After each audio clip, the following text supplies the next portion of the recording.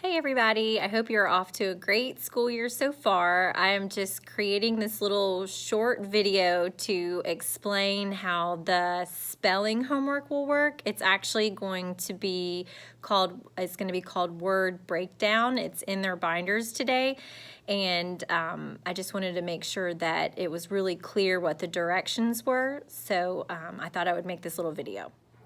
Okay, so in your child's binder today, they're actually going to have a paper that looks like this.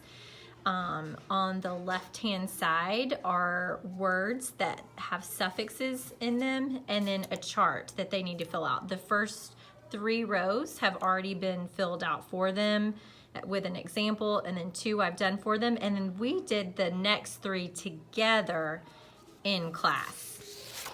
The back of the paper is blank, and I'll explain what that's for in just a minute. Okay, so here, these words that are listed in the left-hand column, hopeless, painless, homeless, joyless, fearless, and priceless, these are the words that they need to know how to spell. If they know how to spell the word less, all they have to do is add the root word onto it. So on Friday for their spelling test, I will call out those words. There's only 6, so they will only have 6 words they need to have memorized on spelling. And I will call those out like a traditional spelling test. And sometimes we will even cover this up because they're going to have this chart for their test. That's why I gave the practice test, so you guys can practice together at home. So you do want to practice spelling the words first. So I would just say hopeless. Number 1 is hopeless, and they would write hopeless. And then I would call out number 2, painless, and they would write painless. And then once I've called out all of the words on the left-hand side, I would then ask the students to fill out the chart independently. So this is something that they're going to need to practice. So again, if you look on the front side, we already have this filled out. We filled it out together.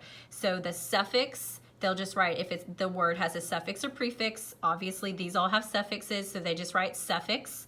They write what the suffix is, and this week it's less, and that means without. So it's kind of a spelling and vocabulary test all rolled into one. So we're helping to help their spelling and their understanding of words, and it'll help their reading as well, their vocabulary.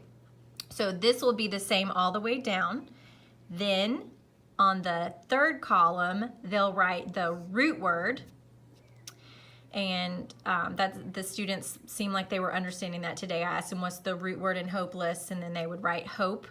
And then they write the definition. And again, this is pretty much the same all the way down. So if less means without, they write without hope, without pain, without home or a home. I told them if they want to add a word in to make it make more sense, that is totally fine. Okay, and so just one final note. So the spelling words will always come home on a Wednesday. We've kind of been thinking of it like Wordy Wednesday, and also reading homework, when that starts, will come home on Wednesday. We have not started reading homework yet, as far as sending home a passage that they have to answer questions to. That has not begun yet. I'm teaching them right now in class how we answer the questions. So don't worry about that.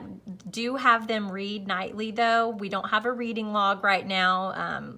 More will come home about that later in the year, about how I want them to log their reading. But for now, just have them read nightly for maybe 10, 15 minutes is good. It can even be before bed, that's fine.